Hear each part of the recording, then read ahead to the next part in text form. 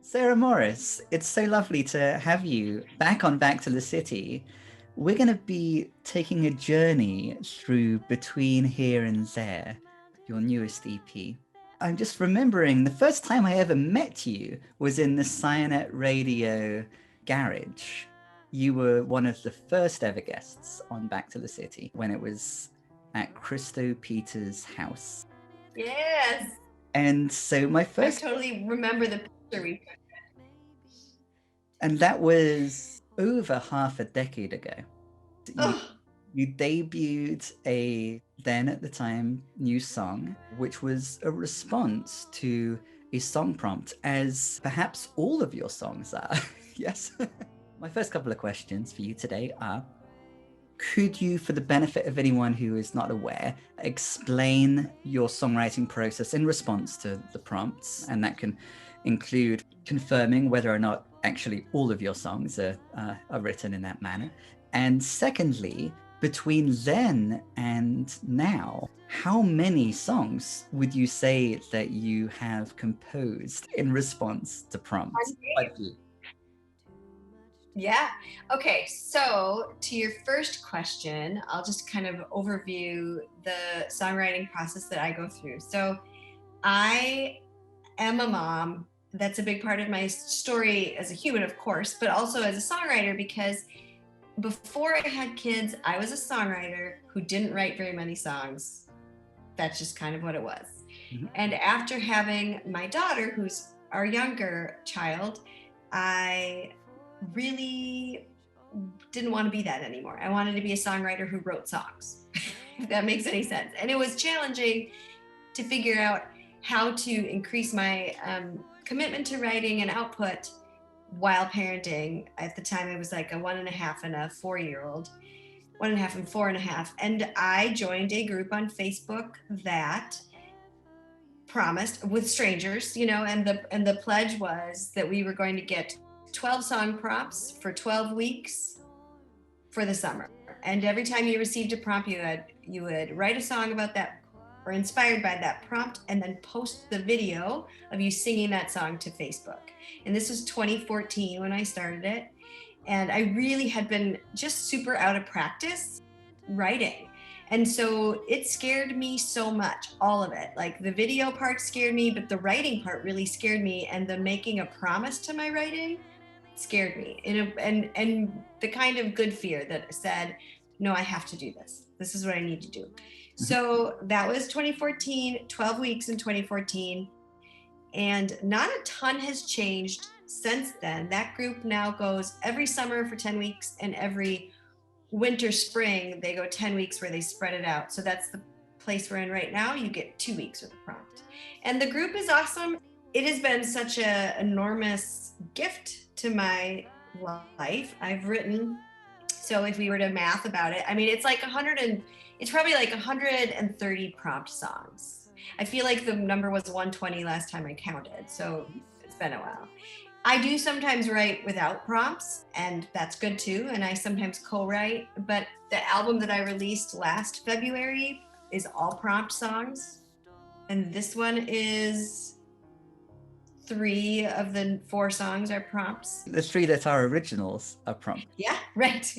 And those prompts that I get often from the writing group, that's one person who does the prompts, but I've even taken that exercise, and I have a Patreon community, and some of my subscribers are at a level where I give them prompter status, and so once a year I come to them and I write a song based on one of their prompts. So that's been fun to like reach out to other people and let them in on it too. And that's where Interdependence came from. That's right.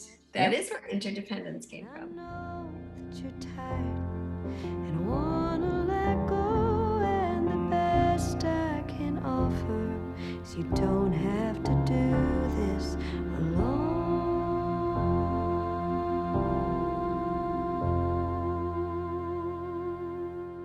You're listening to, for the first time ever, On a Stone on Back to the City on CyanetRadio.com.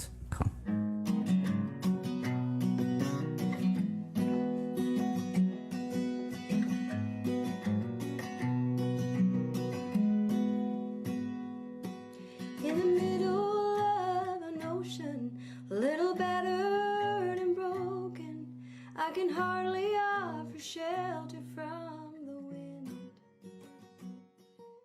Which song blossomed from the prompt into Dependence? It's called I Need You.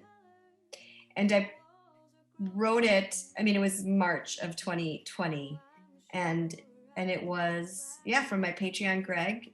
So when I finished it, unlike normal, most of my songs I would share with everybody in the world via Facebook. Anyone who wants to see all my good and bad songs, they're out there.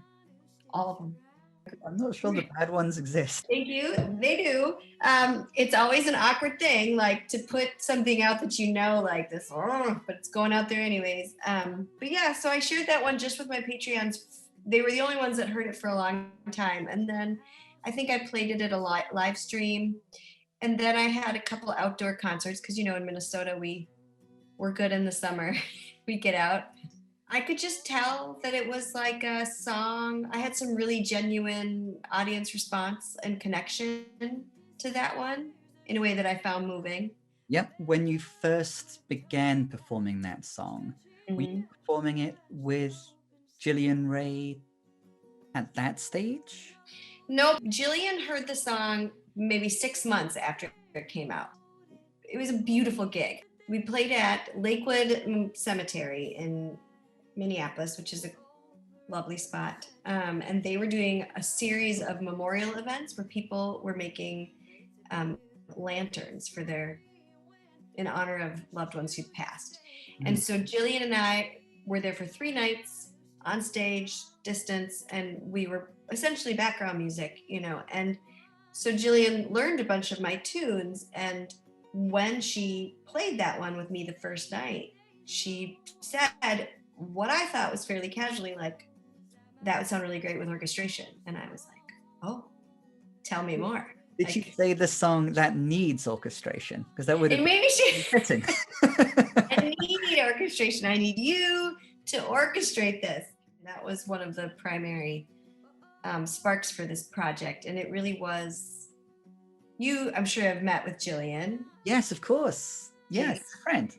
She's such a lovely human being. And even though I have not seen her in person since that, time in September, because everything was recorded remotely, it was very, very easy to be like present with who I know her to be when I was in the studio, based on hearing her tracks. Like when I listened to her tracks and I sang to her tracks, it was really easy to feel like I was in communication with her.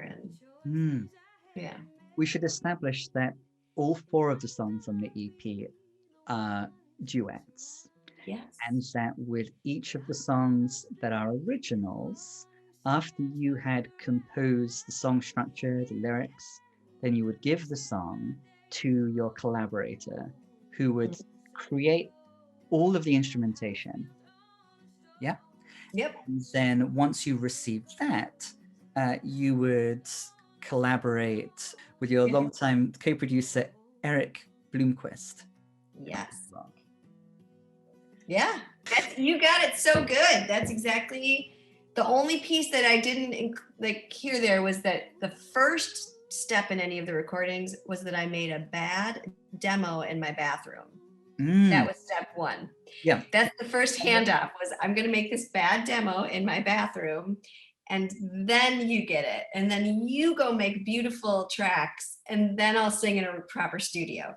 The bathroom needs more than a brief shout out. Why is that? Why does the bathroom need more than a brief shout out? Yes, I do so much in that bathroom, Simon. Must be Santa, Santa Claus. When I started getting deeper into my songwriting challenge and making these videos, I still had these kids. And now I do again have kids at home all the time. And I needed a room where I could lock the door.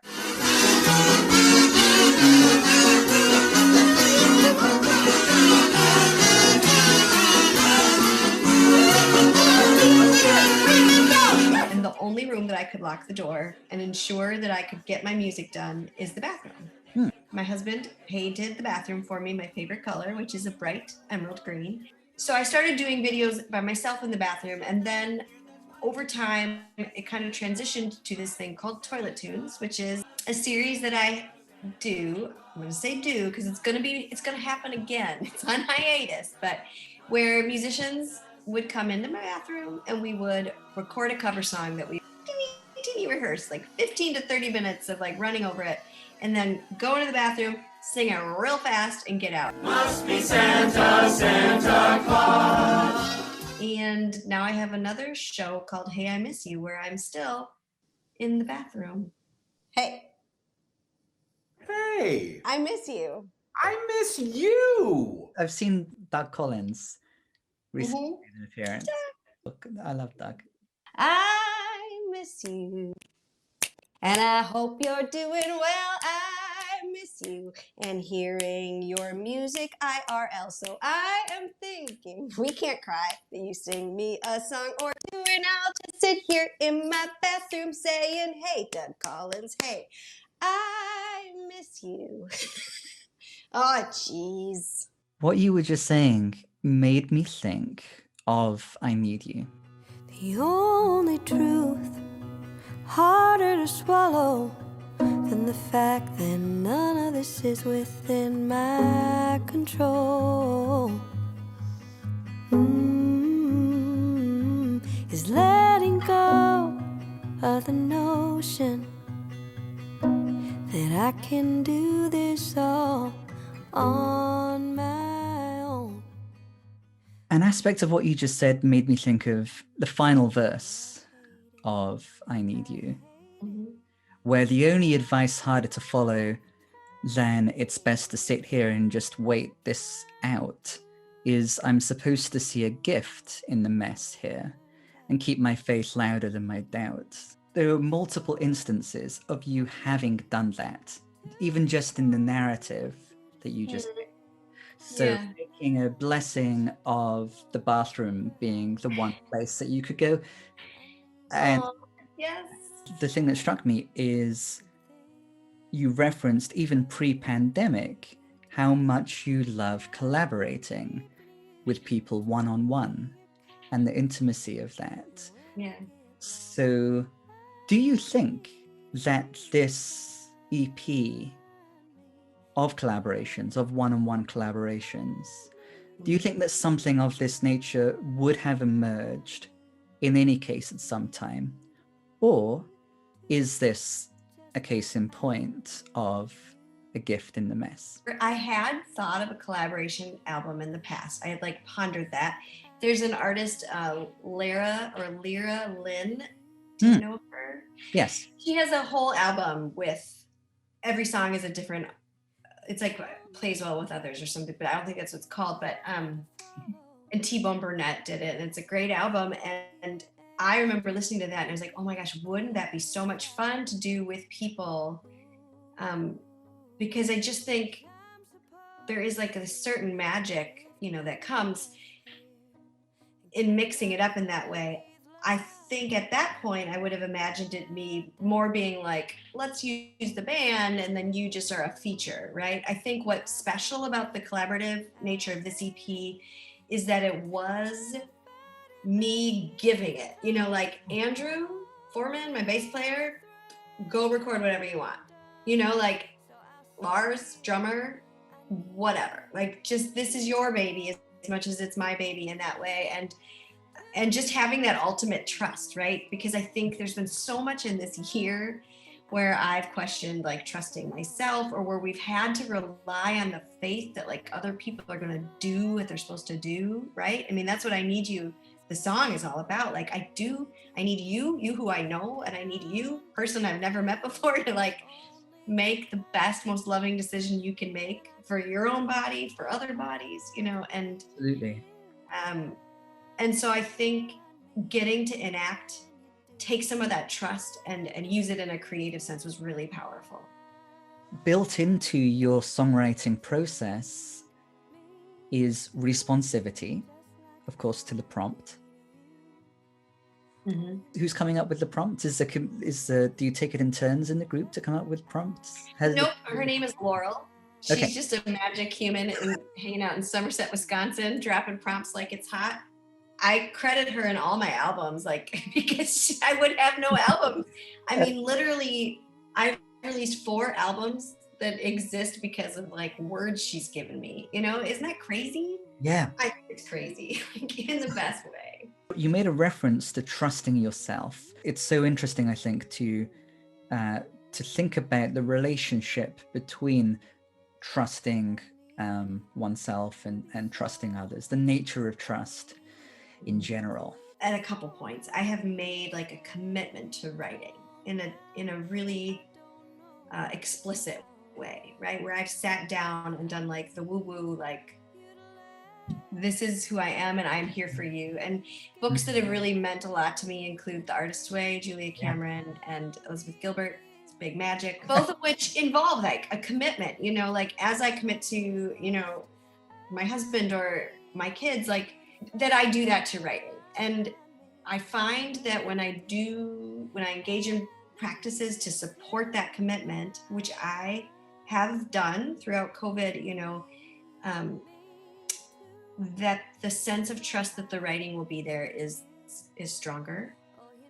I have a really dedication like to my morning routine, and that is where I do most of my creating. And one of the things that happened in early COVID, when we're like, we don't know what's going on, I never changed my morning. I just didn't, because that felt like a way to continue. I needed that for my own self, and I needed to continue to offer that to the pages, to writing. And it helped as I've grown as a writer. And by that, I mean, just like gotten to be an older person while still doing this. Not like that I've gotten any better, but I have noticed that the panic when the music isn't there is lessened, right? Like I have a stronger sense of faith when I'm not writing. That's okay, because I'm still doing all the things that support the writing. And so the writing is still there. Yeah. Like right now, a very practical example of it is, because I said the challenge is going every other week. So we get our prompts on a Sunday. And what I've done, because kids are distance learning and everything's all what it is, the Monday after we get the prompt, that's the day I'm working on the song. That's the day the song is getting done. And the rest of the time after that, like maybe I'll fix it a couple days later, or maybe I'll dream about another song, or maybe I'll totally not write any songs and just write in my journal. But whereas I used to like have these moments of like, what if I never write again? That is a quieter voice. Yeah. Yeah. You made a reference to the pages, the commitment to the pages. Presumably that's the morning pages. Yes. Did you just get your copy out? Yes. And the reason why I got my copy out is because you were referring to faith. And week 12, the final chapter in The Artist's Way, which Andrea Swenson recommended to me just days before I left Minneapolis. I was working in Common Roots, and she happened to come into Common Roots, and I discussed writing, and she recommended The Artist's Way. It was one of the few books that I brought back to England with me. I love that. And that was a synchronicity, Andrea coming in. Oh my gosh, that is it. That's, of course, the synchronicity, which there's a lot of reference to in The Artist's Way. Yes. But faith, the opening sentences to the final chapter of The Artist's Way begin, creativity requires faith. Faith requires that we relinquish control. This is frightening and we resist it. Our resistance to our creativity is a form of self-destruction. I love the metaphors that she uses throughout this chapter on faith. Hatching an idea is a lot like baking bread. An idea needs to rise. If you poke it too much at the beginning, if you keep checking on it, it will never rise. A loaf of bread or a cake, baking must stay for a good long time in the darkness and safety of the oven. Oh, I bake bread now, which I didn't last time I did that, but I'm like a huge sourdough baker, and that is fascinating. And what's funny is yesterday was Monday, and I had to write my song. It was prompt day, and I was kind of struggling with what to do with the prompt, which was pretty, by the way, and I didn't write about a bathroom, but I was in my bathroom. I was kind of like, I need to work on this, but I can't just sit and stare at a blank page right now. So I got up and I made, I baked, because the act of like doing something with my hands helped generate, the other thing that's really is I write a lot of my running, or when I go running, and that's part of having the faith is like, to me, those are parts of, her big thing is like, you show up and you take down what you're given, like essentially, like you give me this and I will get it down, and that's what I will do. And I feel like there's the commitment right there. Like, I'm gonna get my butt in the chair, Anne Lamott style. Like, that's her thing too, Bird by Bird. I don't know if you've ever read that one, but Not yet, but I am working through Simon, it. Yeah. that's a really good one. I feel that a song from even before the songwriting challenge period, the title track, in fact, from 2011's Lonely or Free, kind of introduces some of these motifs and themes, interestingly, because it's got the lyric, one heart's broken, another's wide open, but they're beating just the same. You can't carry the world on your shoulders, but you can carry the flame. And I feel like that could almost be like an epigraph to the new record. That's astute, yeah. Why would that be a good epigraph for the new record? I feel like I've always been attracted to the idea of there's so much more that we have in common than are different. Right? And one of that is our vulnerability, and that, you know, everybody's heart gets broken at some point, right? Yeah. And so seeking out that sameness. Yeah. And I've definitely carried through that in Hearts in Need of a Little Repair. I mean, that was the same thing. You know, so many of us feel this way. Yeah. And it's easy when you're in that period of vulnerability or brokenness to feel like you're the only one. But like, why I listen to music is because I want to hear I'm not the only one. I want to hear someone else sing what I'm feeling and be like, Yeah. they know me. Exactly. I'm not a weirdo. Yeah. Yeah. I love her GOD acronym. The experience of good, orderly direction or flow really encapsulates this sense of collaboration. The idea is that one will have the experience of collaborating with spirit or the universe, or whatever one wants to call it. Yeah. I was just wondering if you could reflect on that in relation to the Faith lyric in I Need You. Good orderly direction of flow is that feels very resonant to me, because it is like, yes, I will do the parts I can do, and then I'm going to hand this to you, and I trust. And it is often such a physical sensation. When I wrote I Need You with their interdependence and that lyric, it was really early COVID. We knew even less than we know now, even though I'm sure we know nothing now. Still, it's like, I've lived a fairly privileged, like, lovely life, you know, just easy breezy life, like, truly. So I had never experienced anything of that nature, of all of, you know, my family's mental health, my mental health, like the different ways that like I was being asked to keep the faith, right? That just felt new to me. That felt, and even as much as I was like, yes, I'm signing up for that. I want to do that. Whenever you're like told to do something, there's a bit of resistance to it, or there can be that, like, your little child having a tantrum for a minute. I think especially as a parent, like I wanted to be able to just and I still want this in music. I just want to not have to be a role and just go have all my feelings. Like, I don't want to have to be necessarily a mom with feelings, because that feels like too much for my kids. You know, like, we're together so often, and the fact that their emotional well-being is so tied up into my own emotional well-being, you know, I feel for them. They're stuck with me, and I'm stuck with me. We're all you know, and so I think that's where that came from. Does that make sense a little bit? That does make sense. And I think the most beautiful thing about this song is the twist in the chorus. So there are all of these things that one needs from the beloved person. Mm-hmm. I need you to be soft. I need you to be strong. I need you to stay calm now. And I don't know for how long. So there's this need for the other person to be responsive, to be not just one thing, to discern and to responsively improvise that which is needed. but this will only work. This improv will only work if there's vulnerability. If any person in this process becomes overly identified with being the person who is holding everything together. Yep.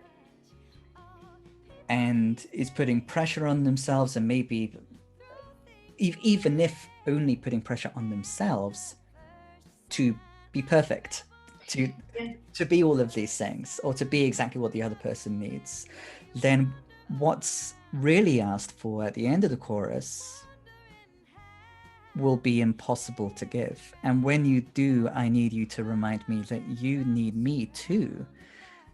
So really, as well as all of those needs, there's this deeper need for vulnerability and for being in the arena together. You know, the Brené Brown. Always Brené Brown. Yeah, exactly. Puppies are coming home. It might get really loud. We'll see. Let's see right here. It might get real. Okay, I'm on my call. I love being in the arena. I think that's the whole piece of it is I need you to be soft, Simon. I also need you for me to I can't be soft without you, and that's what it was just over and over again, finding those ways that did we think we had it did we think we were isolated, people going off, not impacting everyone? All we keep learning over and over again is how interconnected we are, Yeah. For me, the metaphor of jazz improvisation goes even deeper, and the sense that in a scenario when it's not scripted, such as we've all been experiencing, where there is unscripted. It's definitely wildly unscripted. To perform well as the improvising jazz musician calls for more, not less, responsibility, more responsibleness, responsivity to the others than to read from a score. Yeah. So it would therefore make sense, by the same token, that the experience of working with music, of allowing oneself to be musical, might facilitate a greater ease of navigating these unscripted situations. Is that your experience? I love that. I also love that you said allowing yourself to be musical, because I think that is something that could be everybody in the whole wide world. I believe we're all musical beings, and we don't always allow ourselves to be musical. So I love that. Thank you for saying that.